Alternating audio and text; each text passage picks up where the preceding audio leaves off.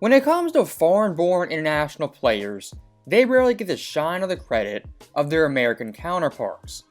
And looking at the major sports networks, there's a big-time bias against guys like Luka, Jokic, and Giannis Antetokounmpo, as those guys specifically aren't the prototypical American superstar or just superstar in general.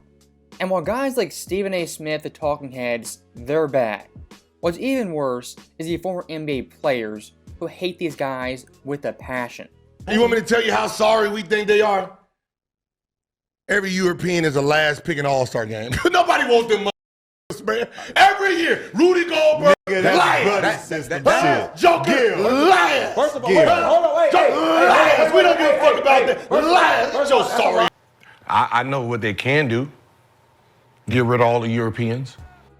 So you see that, you hear that, and the disdain for guys like Luka, Jokic, and Giannis, I mean, it's definitely there with former NBA players. And these guys completely reject the notion that a foreign-born player, someone like Luka Doncic, could be the face of the NBA. And here's the fascinating thing. Luka Doncic, age 25, is highly accomplished as an individual, and so far has led 2 teams to the Western Conference Finals. And despite that, doesn't get face of the NBA buzz. Luka, since really his second year in the NBA, has been a top 10 player at the worst. And just yesterday, Luka Doncic, for the 5th straight year, has made first team All-NBA. And this year, of course, was the scoring champ, maybe should have won the MVP, and has led Dallas yet again to the Western Conference Finals. And speaking of the West Finals, unlike the 2022 Mavericks, they don't need Luka's 40-point triple-doubles or high-scoring games to even be competitive. Not saying Luka isn't a big part of this team, because obviously he is, but this Dallas team, much deeper and defensively, are top-notch. And for Luka specifically, what was the biggest knock on him for years? Well, a great offensive player, the triple-doubles, all that is fantastic. But defensively, he kind of sucks. Now, back 2 years ago, even last year, you could say that and be right. But for the 2024 playoffs, Luka's defense, at minimum, has been average, and I'd argue, been very good and specifically great in big-time crucial moments. Take Game 1 versus the Timberwolves. Luka numerous times got in a stance, D'd up, on guys like Mike Conley and McDaniels. And possibly the biggest play of the game, the blocked lob on Rudy Gobert. Luka finally locking in on defense, I think in large part, is a credit to Kyrie Irving, as Kyrie, much like Luka, primarily is an offensive superstar, but in this postseason has locked in on defense and been a huge plus for the Dallas Mavericks.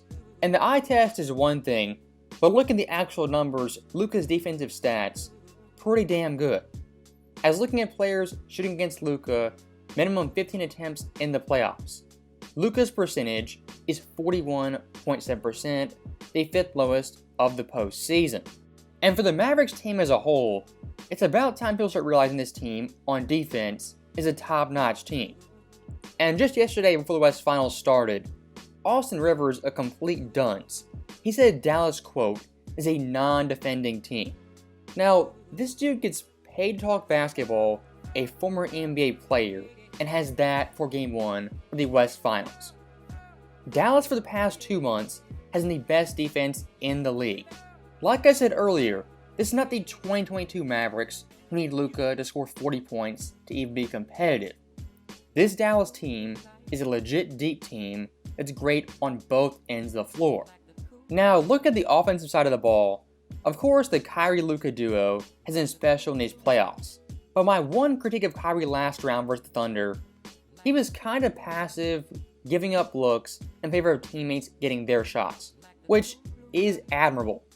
But Kyrie Irving, you're a score-first player, go out there, do your thing, get buckets.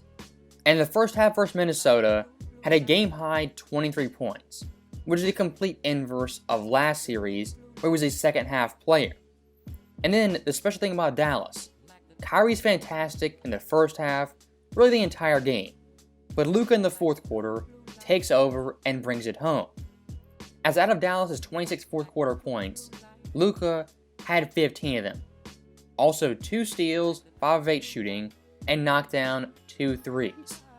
An absolute masterclass by Luka Doncic, as well as Kyrie Irving, and the fourth quarter takeover mode that a lot of teams don't have. This team has two of those guys who can win you a ball game and bring it home. And looking at Luka's fourth quarter numbers for the entire postseason, 89 points, that ranks second, 33 assists, that's first, 6 steals, also first, 50.8% shooting, and above 40% from 3, with a plus-minus of plus 27, the 9th highest in the playoffs. For Luka's own standards in these playoffs, his shot's been kind of awry, but in the fourth quarters when he needs his shot, needs to be efficient, he comes through time and time again. And Luka's approach in Game 1 from the start, I thought was a pretty brilliant strategy, as early on, getting deep in the paint, trying to draw fouls, floaters, bank shots, layups. Really no jumpers, no mid-range shots, none of that in the first half. Now, in the second half and the fourth quarter, how did he kill Minnesota? The pick and roll, the drop coverage, shots over McDaniels and Gobert. And last series, I was begging Luka, take more mid-range shots. In this game, he attempted 7 and made 4 of them. And in the all-them, were in the pick and roll isolation against drop coverage. I understand Luka likes the 3, likes those deep contested 3s, but that mid-range shot, the in-between game, he's brilliant at that and needs to attack that more. As looking at this year's playoffs, in mid-range shots made, he ranks 3rd, only behind Brunson and SGA, while being 5th in attempts with a percentage of 55.6, the highest among any player who's top 20 in attempts.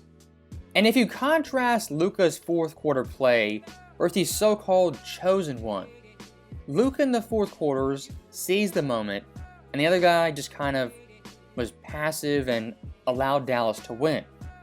And here's the thing, Minnesota, I thought, they played pretty well, and their role players were downright fantastic.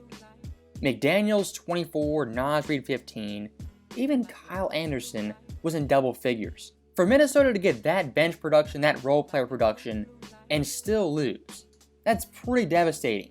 And add on top of that, Dallas from 3 was an abysmal 6 of 25. Now, of course, every game is different. It's a new game. This game will be history in 24 hours. But those 4 factors being a repeat, I really don't see. And one last thing I will say in this video, I'm making it about 2 a.m. at night, but a lot of the reactions I'm already seeing from someone like Shannon Sharp Gilbert Arenas, it's not that Dallas really won Game 1, it was an upset. It's that Minnesota lost this game. We saw the exact same thing in the second round. It wasn't what Denver could do to win, it was what Minnesota could do not to lose. Kind of that funky narrative where it slanted in one team's favor every single series. And from a marketing perspective, once again, the guy being pushed the future face of the NBA, Adam Silver desperately wants this guy in the NBA Finals. You know who he doesn't want? The Slovenian dude, international superstar, and Kyrie Irving. So that right there is the end of the video. As always, thank you guys for watching, hope you enjoyed it. I'll see you next time.